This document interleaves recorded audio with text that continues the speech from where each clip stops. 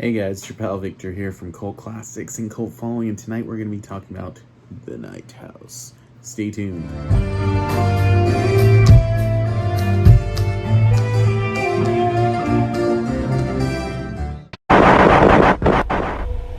All houses wherein men have lived and died are haunted houses. Through the open doors, the harmless phantoms on their errands glide, with feet that make no sound upon the floors. We meet them at the doorway, on the stair, along the passages they come and go. Impalpable impressions on the air, a sense of something moving to and fro.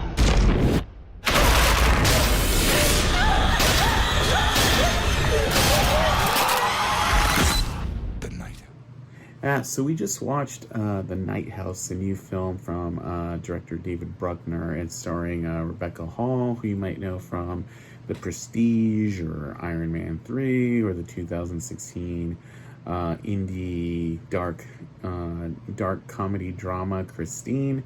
And it's a really good movie. I enjoyed it a lot. In many ways, the easiest way to describe it would be dash of What Lies Beneath with a sprinkle of Final Destination, and that's as much in terms of flavors as I'm going to get into on that recipe. But basically, Rebecca Hall here plays Beth.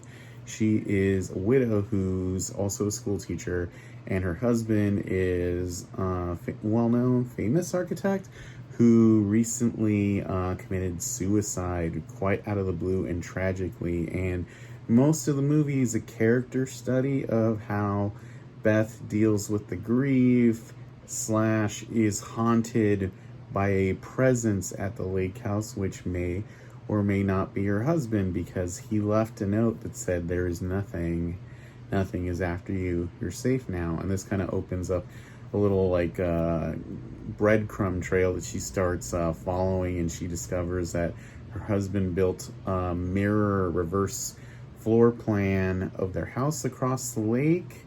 He has all these occult books about trapping some kind of a presence, and he's been taking pictures and sort of befriending women who bear a strong resemblance to Beth, which is all kind of unseemly. And she has a strong support system, including a Carrie neighbor next door, played by Von Curtis Hall. It's nice to see him playing a non-Jamaican drug lord type character for once.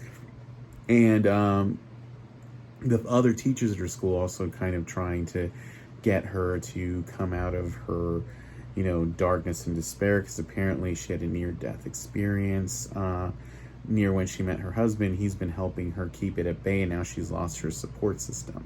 And basically, the movie leans heavily into how grief can drive a person to make questionable decisions, and how those decisions can have dire, life-changing consequences. And it also kind of touches on some really interesting stuff like sleep paralysis and sleepwalking, which I think are interesting. And that's about as much detail as I'm going to go into on the plot and the plot summary, but what I can say is that the movie has a small cast with some tremendous performances. Rebecca Hall carries this movie on her shoulders across the finish line. She's awesome in it. She should get some recognition, but you know how horror traditionally is not people's favorite cup of tea. But man, she's awesome in this. I would venture to say that this is one of the best female-led horror performances in genre films since Us, and that's a big one. I will also say that I felt like the story was done really well. Like I said, it has shades of What Lies Beneath, heavy shades of that. But the film is structured in a way where the supernatural stuff could actually be hand-waved, and this could just be seen as a meditation on grief. I don't think that's the case, but I think it's a really interesting way of looking at it. But I think the effects that kind of suggest the haunting, I think, are done really well, and especially what the presence is. So I would say if you're looking for an adult aimed, psychological horror thriller, this is the movie for you. There's not a ton of this stuff. Honestly, if you think about it, there might be stuff like in terms of a thriller genre and psychological horror. I mean, there's some stuff from A24, but not everything. It does have a throwback vibe in that regard. I enjoyed seeing like mature characters versus like teens or 20 somethings kind of deal with this, and it's something I think you would see much more of in the 90s, much like What Lies Beneath. But I highly recommend The Night House. Check it out. It's a good movie. It opens on August 13th. And if you enjoyed this review, check out more reviews here on Cult Classics and Cult Following. We'll talk to you all later. See ya.